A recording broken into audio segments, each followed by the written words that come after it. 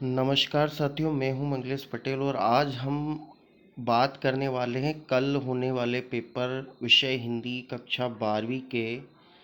इसमें 2021-22 का ये जो प्रश्न पत्र है, इसमें हिंदी के जो ऑब्जेक्टिव क्वेश्चंस हैं, इम्पोर्टेंट ऑब्जेक्टिव क्वेश्चंस, उनको हम देख लेते हैं कि कौन कौन से इम्पोर्टेंट क्वेश्चंस हैं, इसमें से कितना जो है हम इसमें से कवर कर सकते हैं। तो साथियों बने रहिए हमारे साथ में। साथियों इसमें पहला जो सही विकल्प है, सांसों के दो तार प्रतीक है, तो ये जो है जीवन के प्रतीक है। कवि हरिवंश राय बच्चन उन्मादों में क्या लिए फिरते हैं, तो अवसाद लिए फिरते हैं। दिन जल्दी जल्दी ढलता है कविता में कवि हताश और दुखी है, तो ये आ जाएगा परिवार से बिछुड़ने के कारण। शीघ्र अपने बच्चों के पास पहुंचने की इच्छा चिड़िया की किस क्रिया की प्रकट होती है, तो ये इसका आ जाएगा तेज उड़ने से। दिए गए शब्दों के जोड़ों में विरोधाभास मूलक जोड़ा नहीं है, तो ये रति में रंग आ जाएगा इसका। अगला जो है पाठ्य पुस्तक में संकलित गीत दिन जल्दी जल्दी ढलता है, तो इसका क्या आ जाएगा, निशा निमंत्रण आ जाएगा।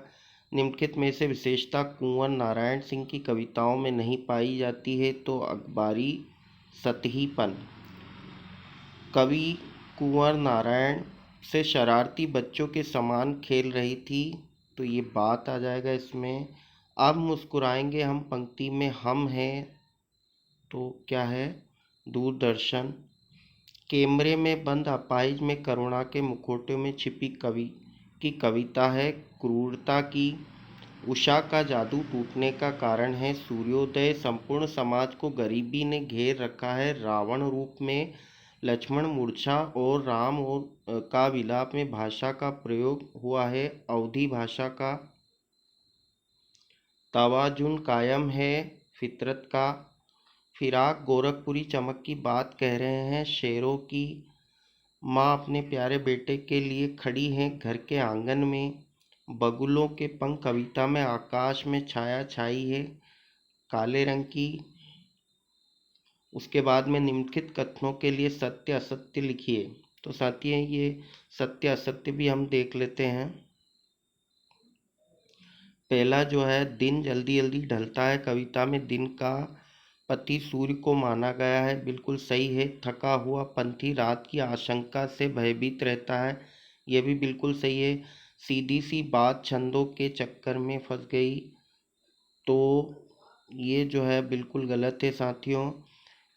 कमरे में बंद अपाहिज कविता में दूरदर्शन पर व्यंग किया गया है, ये बिल्कुल सत्य है। उषा कविता के कवि सूर्यकांत त्रिपाठी निराला हैं, ये असत्य है। नींद से जागा हुआ कुंभकर्ण रावण के समान लग रहा था, ये बिल्कुल गलत है। कवितावली 7 खंडों में विभाजित है, ये बिल्कुल सही है। उसके बाद में फिराक गोरखपुरी की रुबाइयाँ श्रृंगार रस पर आधारित है, ये गलत है। गज़ल उर्दू साहित्य की महत्वपूर्ण विधा है, ये बिल्कुल सत्य है। छायावाद के प्रवर्तक जयशंकर प्रसाद है, बिल्कुल सही है। साहित्य का रसायन सम्मान है, ये बिल्कुल गलत है। बगुलों के पंख कवि के मन को चुराए जाते हैं, ये भी बिल्कुल गलत है। छायावाद में व्यक्तिक भावना प्रबल है, जबकि प्रगतिवाद में सामाजिक भावना, ये जो है बिल्कुल सही है। डॉक्टर नगेंद्र ने छायावाद को स्थूल के प्रति सूक्ष्म का विद्रोह कहा है, ये बिल्कुल सही है। प्रयोगवाद के प्रवर्तक शमशेर बहादुर सिंह है, ये बिल्कुल गलत है। तो ये थे कुछ इम्पोर्टेंट हमारे सही गलत साथियों। उसके बाद हम आ जाते हैं एक वाक्य में उत्तर लिखिए।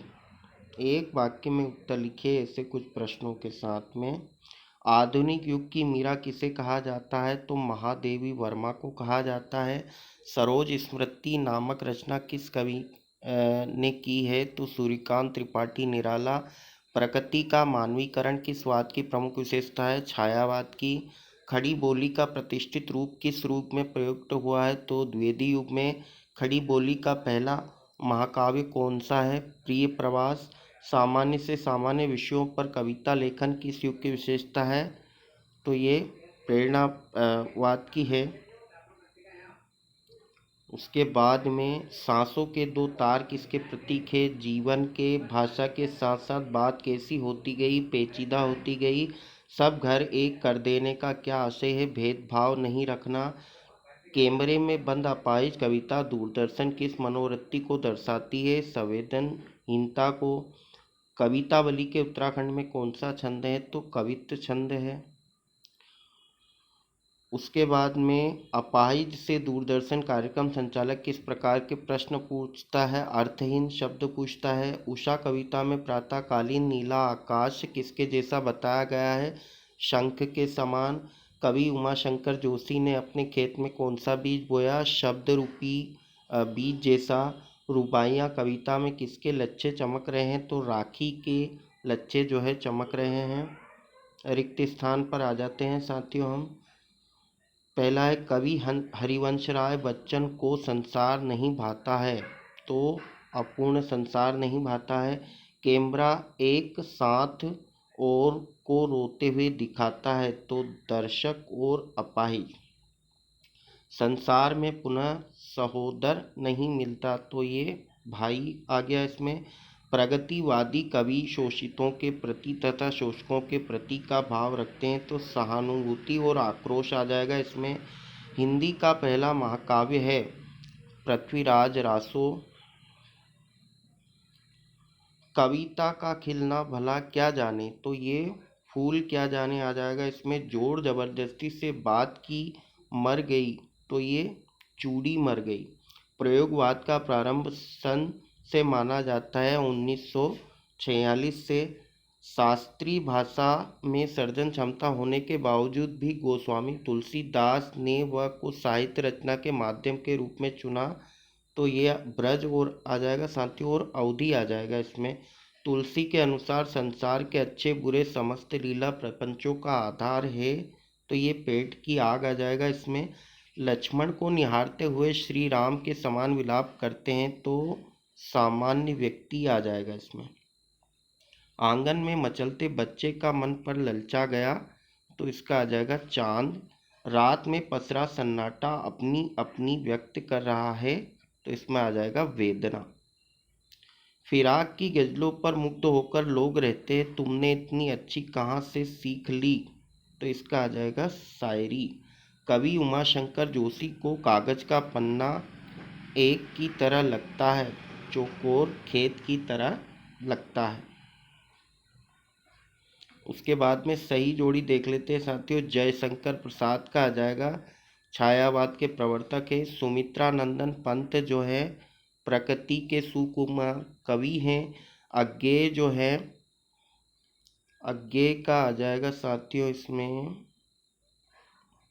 तार सप्तक आ जाएगा। क्या आ जाएगा साथियों? तार सप्तक। उसके बाद में सूर्यकांत त्रिपाठी निराला जो है ये है महाप्राण है। उमाशंकर जोशी जो है गुजराती कविता के लेखक हैं। अगली सही जोड़ी है साथियों क्या भूलूं क्या याद करूं। हरिवंश राय बच्चन। कुंवर नारायण। तो इसका आ जाएगा आत्मजयी। रघुवीर सहाय। तो इसका आ जाएगा लोग भूलते गए हैं। शमशेर बहादुर सिंह। तो इसका आ जाएगा कुछ कविताएं। उमाशंकर जोशी। तो इसका आ जाएगा गंगोत्री। अगली सही जोड़ी हम देख लेते हैं साथियों राष्ट्र प्रेम का भाव। तो इसका आ जाएगा भारतेंदु युग। खड़ी बोली का विकास। इसका आ जाएगा द्विवेदी युग। कल्पना की प्रधानता। इसका आ जाएगा छायावाद। यथार्थ का चित्रण। इसका आ जाएगा साथियों प्रगतिवाद। और नए नए उपमानों का प्रयोग ये हो जाएगा साथियों प्रयोगवाद। तो साथियों आपको हमारा वीडियो कैसा लगा? ऐसे ही जो इम्पोर्टेंट क्वेश्चंस मैं आपके लिए लेके आता रहूँगा। कल के लिए आप सभी को बेस्ट ऑफ लक है मेरी तरफ से। और जितने भी हमने इम्पोर्टेंट ऑब्जेक्टिव आज हल किए हैं उसके साथ साथ और भी जितने आपको ऑब्जेक्टिव क्वेश्चंस मिल जाए उनकी तैयारी करते रहना। और ज़्यादा से ज़्यादा इस वीडियो को शेयर कीजिए ताकि सभी जो है स्टूडेंट्स की मदद हो सके। सभी को बहुत बहुत धन्यवाद।